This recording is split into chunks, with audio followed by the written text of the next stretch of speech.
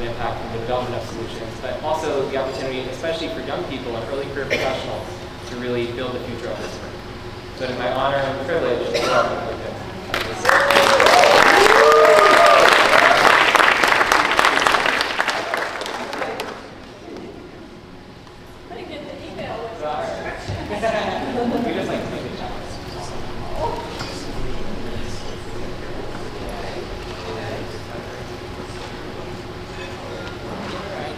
Hello. Who has ever heard of Ocean Exchange? Raise your hand. Wow! I don't mean from this, before this. Okay, good. Right, I like that. So welcome to Seaworthy Collective. Daniel is a really special person to me and to Ocean Exchange. He really is. And he puts together quite a group of people, and what I really like about what you do, you bring what I call the ocean curious in here, right? So there are people that know a lot about the ocean, but there are people, I had some conversations earlier, that want to know more. Maybe they think they have a solution. Daniel excels in reaching some of the underserved communities in Miami, and more than Miami, right? All over the place. So welcome to Seaworthy Collective Showcase. This is a real honor and a privilege to be here. So, kind of the big news is that Daniel, Ocean Exchange, great theory, and raise your hand wherever you are, right? There you are. In World Ocean Council, we're phase 1 winners of a big NOAA grant.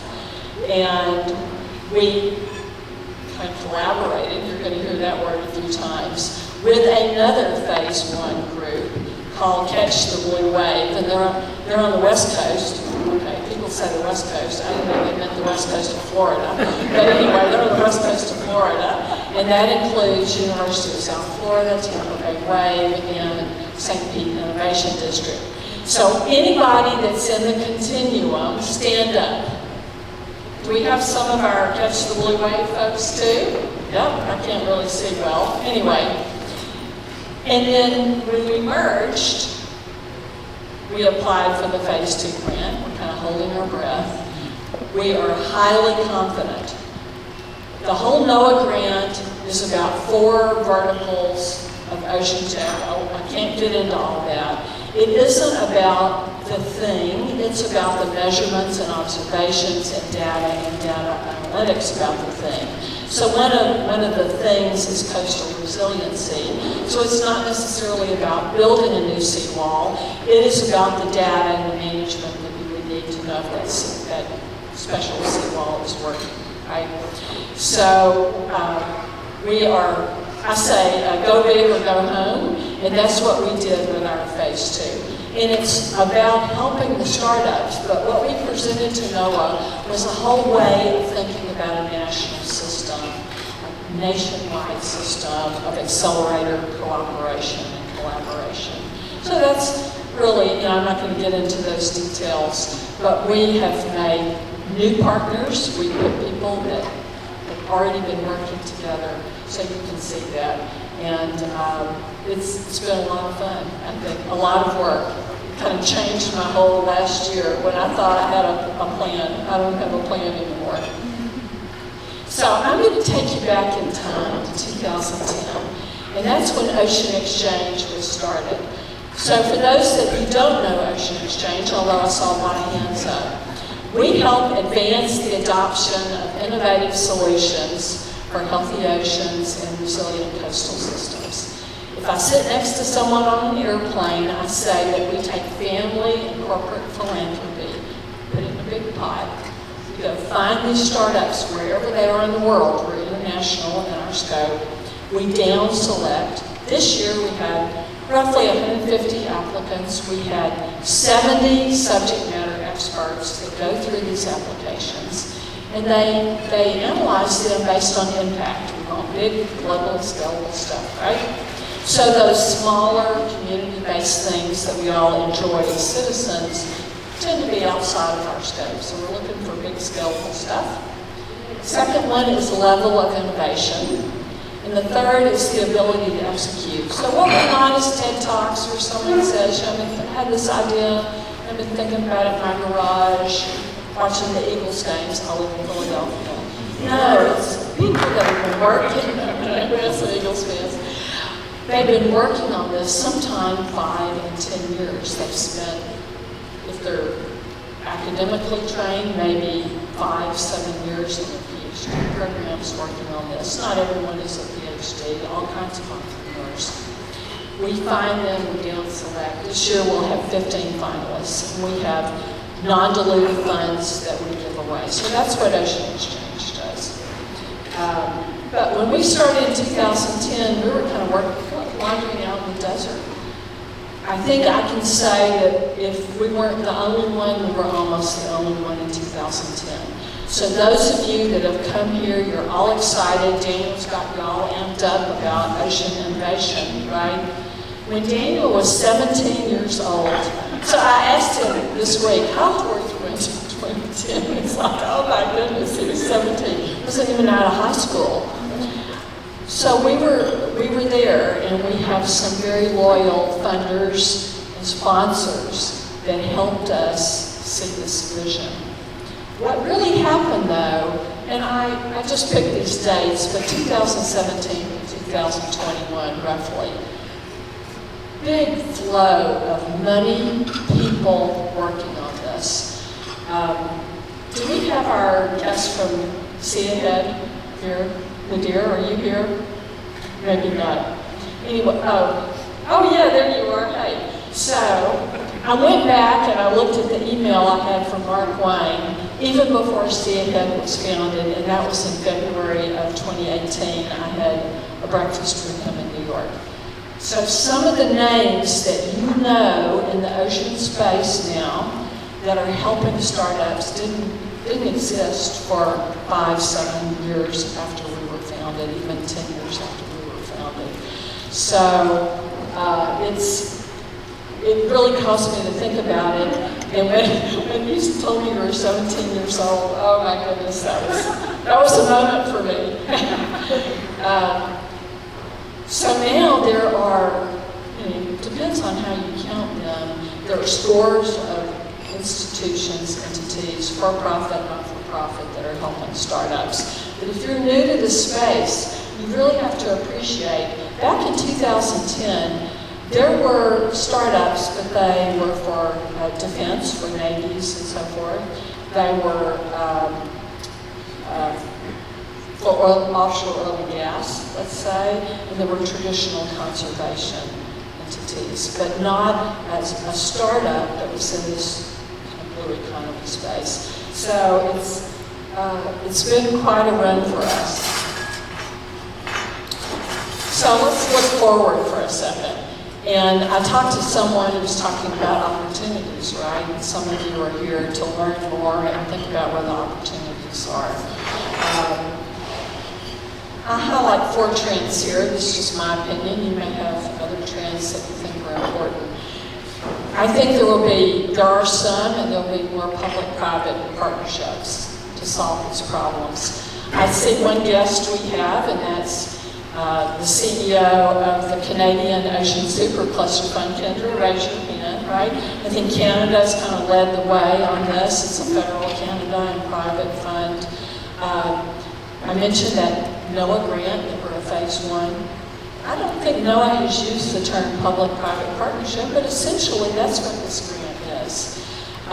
If we are successful to go to the phase 2, 40% of that grant will go to startups through a very well-run process. But NOAA is using their phase 2 grantees, who are very close on the ground to the startups, to funnel that money through, because sometimes government agencies, aren't on the ground with the startups, right? That is essentially a public-private partnership, even though we don't call it that. The blue economy, that's a revived term.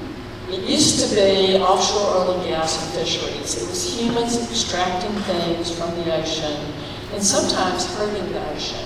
In the last 4 or 5 years, blue economy has taken on a more positive connotation. NOAA has 10 verticals in the blue economy. The implication is humans can interact and use the ocean responsibly. It can create jobs, and it can even be restorative to the ocean. Now, right when I was getting used to the blue economy, they came up with a new blue economy. What is that? Dr. Spinrad, who runs US NOAA, and I think there are others that have the same feeling. There is this data and analytic component to it. I'm gonna pick on Kendra again. The Ocean Supercluster Fund just signed an MOU with NOAA, National Ocean Service, kind of focuses on this bit. So we're happy to see Kendra here. Then the other thing that's going on, the ocean people and the climate people, back when we started, they didn't really talk to each other. It's kind of hard to believe, isn't it? I went back and looked at New York Ocean Week back 10 years ago. It's a lot of terrestrial ocean stuff, the decarbonization of ocean transport, and so not land transport, not ocean. What's happened in the last 5 years, you go to New York Climate Week, and maybe some people here have been there. There is a huge ocean component to it. So everything climate is an ocean. Maybe we can argue everything ocean is climate. Some is direct, some is indirect. But there is a happy intersection happening there. If you look at where some of the investment dollars are flowing, there are, quote, climate funds that are investing in ocean-related solutions, because there's this greater understanding of the huge impact that ocean has, even in Iowa, right, or Saskatchewan, or wherever. So I think this is a very, very good trend. The other trend I want to talk about is the freshwater and the salty water people. And so I say this at my own risk because I'm here in Miami. I didn't spend my whole life in the ocean area, and it sort of amazed me that the freshwater people and the ocean water people haven't really started talking to each other until fairly recently. They had different academic tracks, they had different career paths. I'm going to come back to that NOAA grant. In the NOAA, it's called a NOFO, Notice of Funding Opportunity. The Great Lakes were mentioned in there 10, 15 times. That NOAA expected applicants to consider the importance of the Great Lakes. So there are a lot of opportunities there. We see it in the solutions that come into Ocean Exchange, where there are land-based solutions that have huge impact on the water. An example, one of the smartest people that I know, and I won't say his name because he's not here, we had a solution that could be used in agriculture, let's say in Iowa, right? And he says, what does this have to do with the ocean? I said, the Gulf of Mexico has big dead zones. A lot of that is because of ag runoff. So you can grow corn in Iowa, and some of the nutrients there go into Mississippi, and they end up in the Gulf of Mexico and cause this hypoxia, these dead zones. So, yeah, I think we're starting to understand the relationship between the big bodies of water and land and how they impact each other. So I would say these are 4 important trends that I like and I think about. Maybe you have others, and when we're done, we can talk about those. So I only get 8 minutes. I have to end on this. 2.9 billion. So I'm giving you a hint because I put a $sign in front of it. Maybe I shouldn't have done that. I just should have put 2.9 billion without the $sign. It is my number of the day.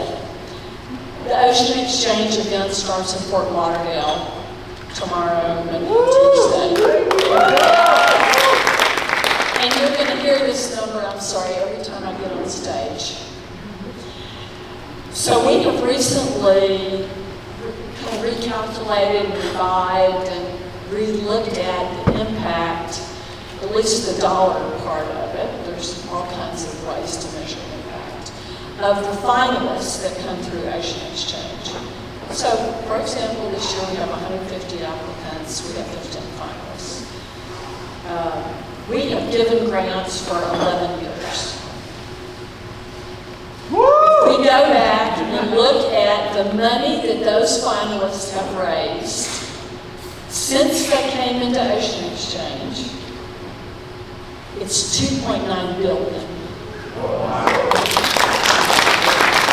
Now, it's not all about the money, of course, but they can't do their stuff without getting some funding, right? So it's a proxy that if they have the funding and they're good managers and all of that good stuff and they're competitive, then they can actually have an impact. $2.9 billion. Of course, we've looked into this very deeply, and 90% of that $2.9 billion is 16 companies over 11 years. And this year we have 15 finalists. In earlier years we had 10. We've had a varying number, but let's say on average we had 12 or 13 finalists per year over those 11 granting years. So it says 1.5 on average finalists are going to have some pretty significant fundraising going on. So we have at least one unicorn in here, maybe several unicorns in these finalists. So I'm not saying that Ocean Exchange is responsible. I can talk. That we take credit for the 2.9. I mean, although we've helped them, and I'll take some credit for that. What we're saying, though, is that our ability to identify the ones that have a high chance of that kind of success that can lead to that kind of fundraising, that we have a process that is, I'm going to tell you, it's awesome. Our review team that Dan selects this year has 70 people on it. I'd like 50. It's so oversubscribed. I can't say no to these folks, right? So, but what I'm going to say to you, who are the ocean curious people, are your investors. So I'm bragging on these startups with the 2.9. But what I'm also saying is that if you have doubts about the investability of these things in the ocean, I think you can put them aside. Now, every idea, every startup is investable. That's just life. I don't care what vertical you're looking at.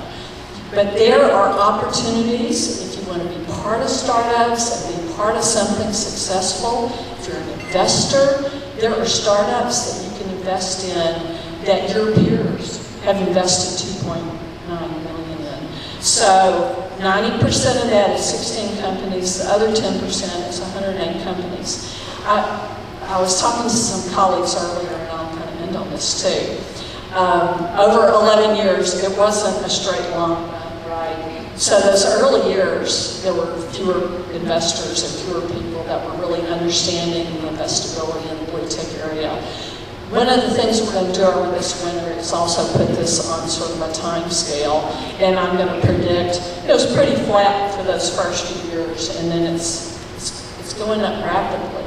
So you're here at the right time to understand about oceans. Daniel, you're amazing what you do. I want to close and everyone give Daniel a big hand.